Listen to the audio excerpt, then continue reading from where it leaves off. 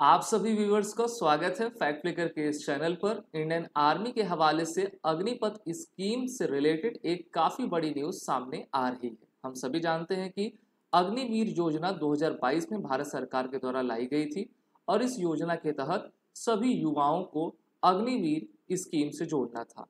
लेकिन अब इस अग्निवीर योजना में लगातार देखा जा रहा है कि जो शॉर्टकमिंग्स भर्तियों की है उससे सेना को काफी नुकसान पहुंच रहा है और इसलिए हम कह रहे हैं कि सेना की जो अंक गणित 2022 की थी उससे उनको काफी आपका धक्का मिला हुआ है।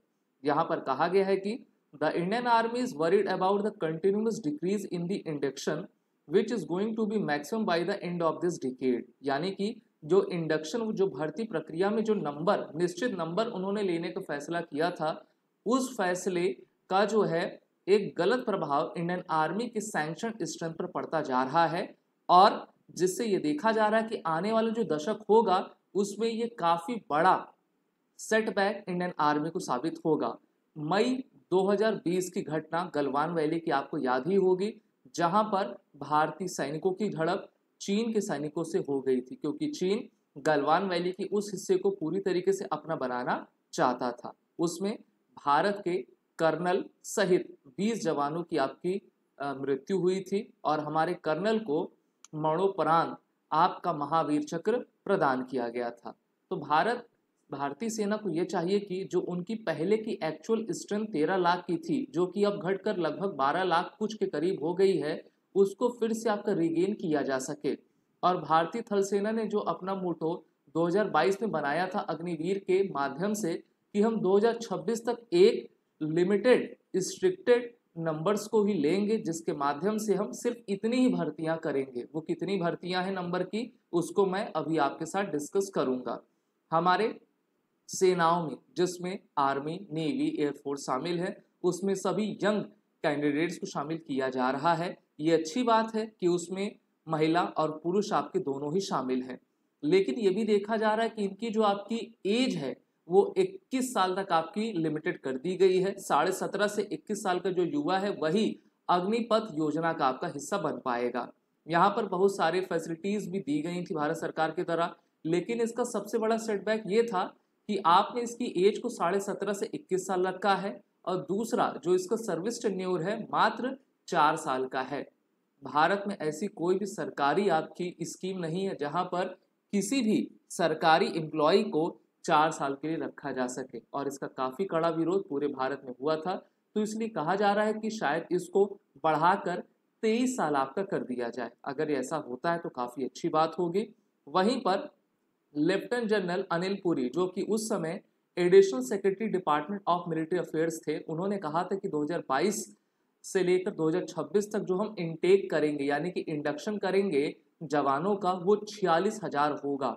लेकिन अब उनका ये कहना है कि इसको हम बढ़ाकर 1.25 लाख आपका करेंगे, जिससे कि आने वाले एक दशक के बाद यानी कि 10 साल के बाद जो भर्ती प्रक्रिया की आपकी स्ट्रेंथ है उसमें किसी भी तरीके का दुष्प्रभाव न देखा जा सके। अगर हम अपने दो पड़ोसियों चीन और पाकिस्तान को देखें तो भारत की जो भी अभी आर्मी की स्ट्रेंथ है वो लगभग 12 लाख की है, पाकिस्तान की 6,20,000 की और चीन की 23 लाख की। अगर चीन और पाकिस्तान को हम मिलाते हैं 23 लाख और 6,20,000 तो लगभग लगभग यह आपका 29 लाख के करीब चला जाता है। वहीं पर भारत की स्ट्रेंथ आपकी सिर्फ 12 लाख की है। अगर हम अपने नेवी एयरफोर्स की मिलाएंगे, देखिए नेवी को मिलाने का कोई तो इसमें तुक है नहीं, एयरफोर्स को अगर आप मिलाओगे तो लगभग एयरफोर्स के जवान हमारे पास 1,70,000 हैं। तब पर भी हम दोनों देशों से अगर एक साथ युद्ध लड़ेंगे तो काफी हम पीछे रह जाएंगे।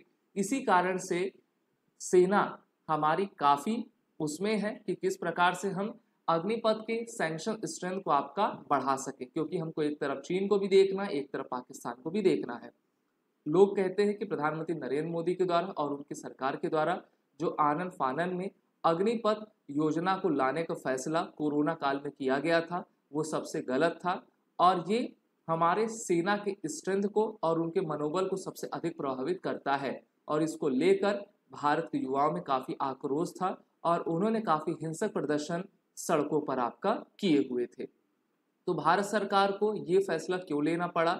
अभी तक भारत सरकार ने इसका किसी प्रकार का सही उत्तर आपका नहीं दिया है, लेकिन हम ये मानकर चल रहे हैं कि अग्निपथ स्कीम से भारतीय युवाओं का, भारतीय सेनाओं का आपका मनोबल बढ़ना चाहिए, ना कि घटना चाहिए। स्ट्रेंथ भी इनकी लगातार बढ़नी चाहिए, चाहे वो एज हो, स्ट्रेंथ हो या फिर उनका सर्विस पीरियड हो, वो भी आपका बढ़ाना चाहिए। अभी हमारे नए जनरल उपेंद्र द्विवेदी जी होंगे 1 जून 2024 से, और उनसे हम ये उम्मीद करेंगे कि वो इस पर आपका काफ़ी बड़ा फैसला ले सकेंगे। आपको याद हो कि हमारे पूर्व सेना चीफ मनोज मुकुंद नरवणे ने एक पुस्तक लिखी थी और उस पुस्तक का टाइटल था 4 स्टार्स ऑफ डेस्टिनी। उसमें उन्होंने ये बताया था कि अग्निपथ योजना ने सेना को चौंका दिया था, और जब ये प्लान भारत सरकार के द्वारा हमको दिया गया तो तीनों ही चीफ काफ़ी शौक में थे, और ये जो आपका ड्राफ्ट था उसको सेना ने तैयार नहीं किया था, बल्कि उनको आईएएस अधिकारियों के द्वारा तैयार आपका किया गया था, जिसको लेकर काफ़ी हमारे बीच जो है एक ऐसा माहौल क्रिएट हो गया था कि अब हमको क्या करना चाहिए। साथ ही साथ आप सभी जानते हो कि इनकी जो बुक 4 स्टार्स ऑफ डेस्टिनी है, अभी तक ये लॉन्च नहीं हो पाई है, जबकि इन्होंने इसको दिसंबर 2023 में ही आपका लिख लिया था, क्योंकि इसमें जो है काफ़ी कुछ ऐसे चीज़ें हैं जो कि पीएमओ को सीधा डायरेक्ट आपका प्रभावित किया करती हैं। आपको याद हो कि हमारे दूसरे chief of the defence staff general Anil Chauhan हैं। वैसे तो भारत सरकार के द्वारा जो है, जो टॉप मोस्ट सीनियर लेवल के ऑफिसर रहते हैं उनको ही सीडीएस बनाना चाहिए, लेकिन भारत सरकार के द्वारा नोटिफिकेशन जारी की गई थी सितंबर 28, 2022 में, और उसमें कहा गया कि सीडीएस के तौर पर जो है अनिल चौहान को आपका अपॉइंट किया जाता है। इससे पहले हमारे जो पहले सीडीएस थे उनका नाम जनरल बिपिन रावत था, अब ये आपके शहीद हो चुके हैं, और ये जनरल थे। जनरल के रिटायर होने के बाद इनको सीडीएस बनाया गया था।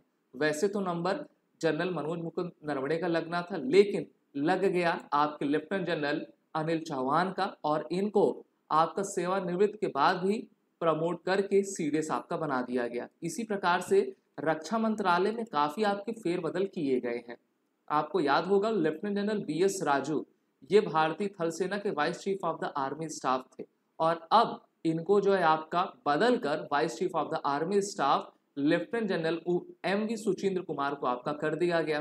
फिर भारत सरकार ने एक और बड़ा बदलाव किया, इनको बदलकर लेफ्टिनेंट जनरल उपेंद्र द्विवेदी को vice chief of the army staff बना दिया गया। लगभग 2 साल में 3 आपके vice chief of army staff आए हैं, और लेफ्टिनेंट जनरल उपेंद्र द्विवेदी को अब भारतीय थल सेना का नया जनरल आपका बनाया जाएगा। तो रक्षा मंत्रालय क्या कंफ्यूज है, या फिर इनको कोई ऐसा जनरल चाहिए जो कि उनके अनुरूप आपका कार्य कर सके।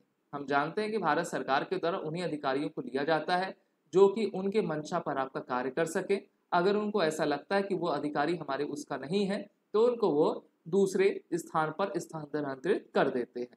लेकिन जो भारत सरकार के द्वारा अग्निपथ योजना लाई गई है, वो साफ दिखाती है कि सेना के द्वारा और सरकार के द्वारा या फिर किसी और एंटिटी के द्वारा जो भी अंक गणित का कैलकुलेशन किया गया हो, वो गलत पड़ रहा है, और हमारे सेना के स्ट्रेंथ पर उसका गलत इम्पैक्ट पड़ता जा रहा है। आप भी अपने कमेंट इस पर साझा करें। अगर आपको वीडियो अच्छी लगी हो तो इसको लाइक करें, चैनल को सब्सक्राइब करें, नोटिफिकेशन आइकन को आप सभी जो है प्रेस कर दें, जिससे कि आपको वीडियो की नोटिफिकेशन आती रहे।